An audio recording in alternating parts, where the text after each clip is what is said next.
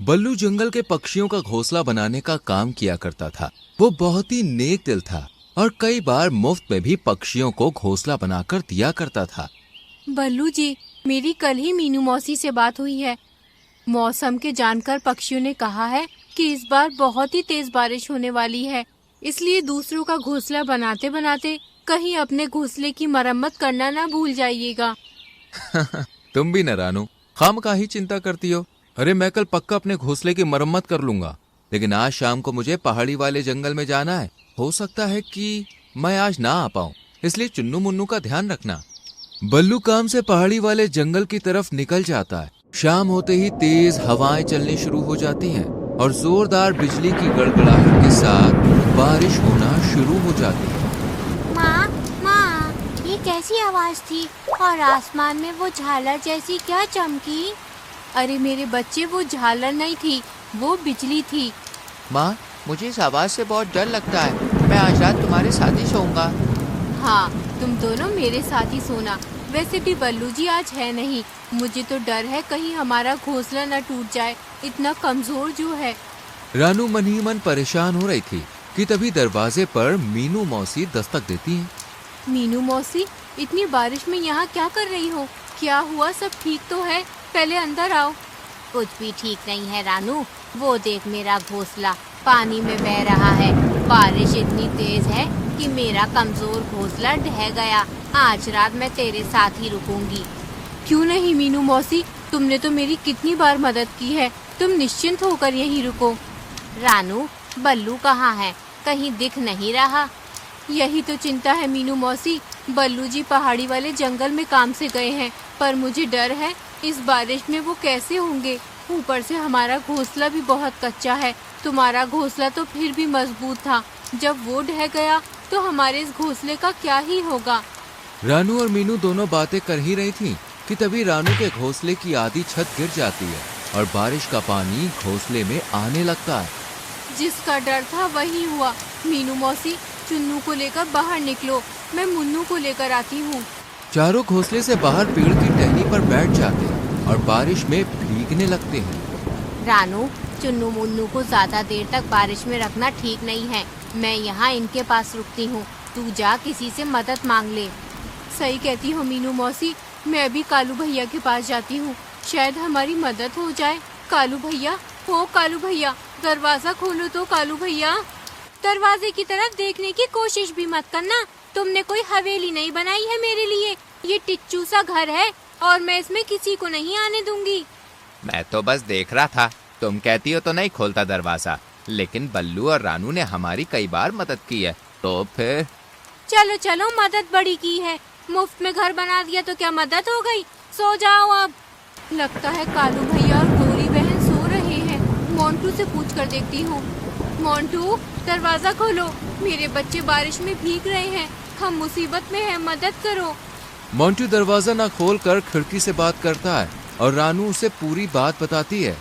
क्या है ना रानू, मेरा घोंसला बहुत कमजोर है, ये ज्यादा लोगों का वजन नहीं झेल पाएगा, इसलिए मैं तुम्हारी मदद नहीं कर पाऊंगा, माफ करना। इससे पहले कि रानू कुछ बोल पाती, मोंटू खिड़की बंद कर लेता है और रानू मीनू मौसी के पास जाती है। सब मतलबी हैं। तूने और बल्लू ने कितनी बार इनकी मदद की, किसी को राशन दिया तो किसी का मुफ्त में घर बनाया, पर आज जब तेरा घर टूटा है तो सब पीठ दिखा रहे हैं। अगर मैं अकेली होती तो कोई चिंता नहीं थी, पर चुन्नू मुन्नू के लिए मन घबरा रहा है मौसी। ऊपर से बल्लू जी भी तो नहीं आए हैं, क्या करूं, कुछ समझ नहीं आ रहा।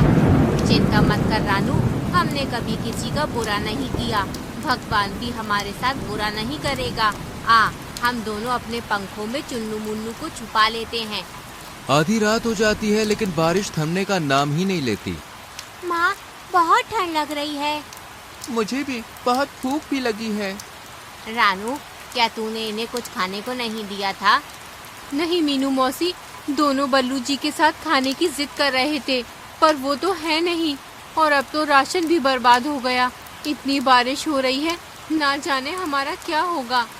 तू घबरा मत, चलो मेरे साथ चलो सब लोग। मीनू मौसी रानू और चुन्नू मुन्नू को लेकर एक बड़े से पेड़ के पास जाती है। पेड़ राजा जागो, पेड़ राजा, हमें तुम्हारी मदद चाहिए। क्या हुआ मीनू मौसी, तुम और रानू चिड़िया, तुम सब इतनी बारिश में यहाँ क्या कर रहे हो? पेड़ राजा, रानू और मैं बड़ी मुसीबत में हैं। देखो ना, रानू का घर ढह गया और मेरा भी, और कोई भी हमारी मदद करने को तैयार नहीं है। क्या तुम हमें रहने के लिए छत दोगे? कैसी बात करती हो मीनू मौसी? रानू, बल्लू और तुमने कितनी बार मुझे कटने से बचाया है। अब भला मैं तुम्हारी मदद नहीं करूँगा तो कौन करेगा? जल्दी से मेरे इस बड़े से होल में आ जाओ, मैं तुम्हें सुरक्षा भी दूंगा और खाने को ढेर सारे फल भी। जल्दी आ जाओ। रानू और मीनू तुरंत ही चुन्नू मुन्नू के साथ पेड़ के होल में बैठ जाती हैं।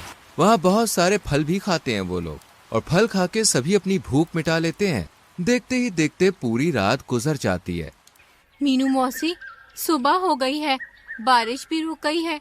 मैं जाती हूँ पहाड़ी वाले जंगल में बल्लू जी को देखने। तुम चुन्नू मुन्नू का ध्यान रखना, मैं जल्दी आ जाऊंगी। हाँ हाँ, मैं इनका ध्यान रखूंगी। माँ, मुझे भी तुम्हारे साथ चलना है। हाँ मुझे भी, मैं भी अब उड़ सकता हूँ, हमें भी अपने साथ ले चलो ना। चुन्नू मुन्नू के जिद करने पर रानू उन्हें भी अपने साथ ले जाने के लिए तैयार हो जाती है, और फिर तीनों बल्लू को ढूंढने निकल पड़ते हैं, जो पहाड़ी वाले जंगल में एक ऊंचे से पेड़ पर बैठा हुआ था। बल्लू जी, मैं तो घबरा ही गई थी, आप आए ही नहीं। रानू, मैं तो आ रहा था, लेकिन बारिश इतनी तेज अचानक आ गई कि मुझे मौका ही नहीं मिला। इसलिए अब निकल रहा था कि इतने में तुम आ गई। चलो अपने घर चलते हैं। नहीं बल्लू जी, मैंने कहा था ना, अपने घर की मरम्मत कर लीजिए, पर आपने मेरी एक नहीं सुनी और हमारा घर बारिश में टूट गया। अरे नहीं, तो तुम सब कहाँ रहे रात भर? रानू बिल्लू को सब बताती है, और फिर चारों अपने जंगल के लिए निकल पड़ते हैं। उन्हें पहुँचते पहुँचते शाम हो जाती है, और तेज हवाओं के साथ हल्की हल्की बूंदाबांदी शुरू हो जाती है। अरे नहीं, लगता है मैं आज भी अपना घर नहीं बना पाऊंगा। कोई बात नहीं, हम पेड़ के होल में रह लेंगे, वो बहुत बड़ा है। हाँ, और वहाँ बहुत से मीठे फल भी हैं खाने को, मजा आएगा। चारों पेड़ के होल में पहुंचते हैं, जहाँ मीनू मौसी भी बैठी हुई थी। मैं तो डर ही गई थी कि कैसे होंगे तुम सब, पर अब जान में जान आई।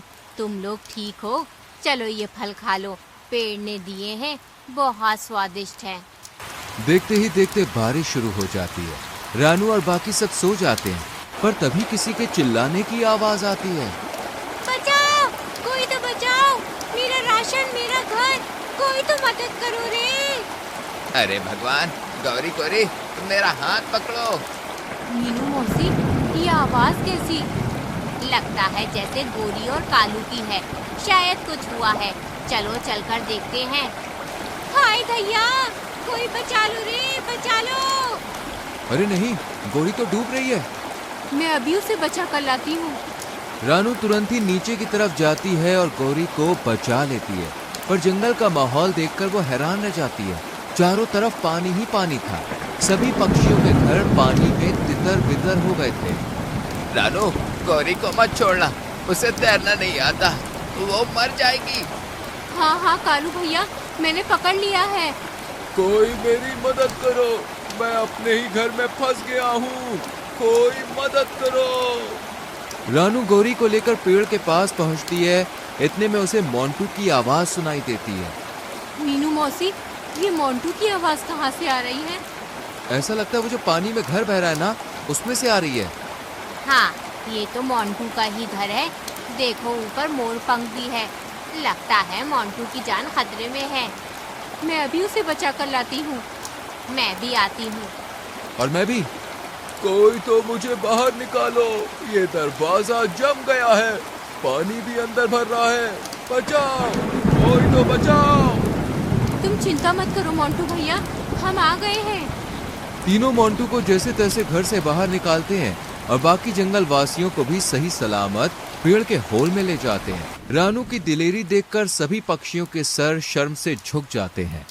रानू बहन, मैंने तुम्हारे बुरे वक्त में तुम्हारी मदद नहीं की। तुम रात भर अपने बच्चों के साथ मदद को भटकती रही, लेकिन मुझे फिर भी तरस नहीं आया और तुमने एक बार भी अपने बारे में नहीं सोचा और मेरी मदद करने दौड़ पड़ी। मुझे माफ कर दो। मुझे भी माफ कर दो रानू और मीनू मौसी, मैं भी उतना ही गुनहगार हूँ जितनी की गौरी। इसने मना किया और मैं मान गया। मुझे तो तुम्हारी मदद करनी चाहिए थी। मैंने भी तुम्हें यूं ही छोड़ दिया, ये जानते हुए कि बल्लू भैया घर पर नहीं है। मैंने तुम्हारी मदद नहीं की, मुझे भी माफ कर दो। कोई बात नहीं, आप सबको अपनी गलती का एहसास है, हमारे लिए यही काफी है। और वैसे भी गलती का एहसास होना सबसे बड़ा पश्चाताप होता है। मैंने आप सभी को माफ किया। रानू ने माफ कर दिया मतलब मैंने भी माफ कर दिया, लेकिन याद रखना हम सब एक दूसरे के सुख दुख के साथी हैं, इसलिए ऐसा दोबारा ना करना। तो देखा दोस्तों, रानू और मीनू को उनकी अच्छाई का फल आखिरकार मिल ही गया। इसलिए कहते हैं कि कभी किसी को मुसीबत में पीठ नहीं दिखानी चाहिए, क्योंकि परेशानी कब आप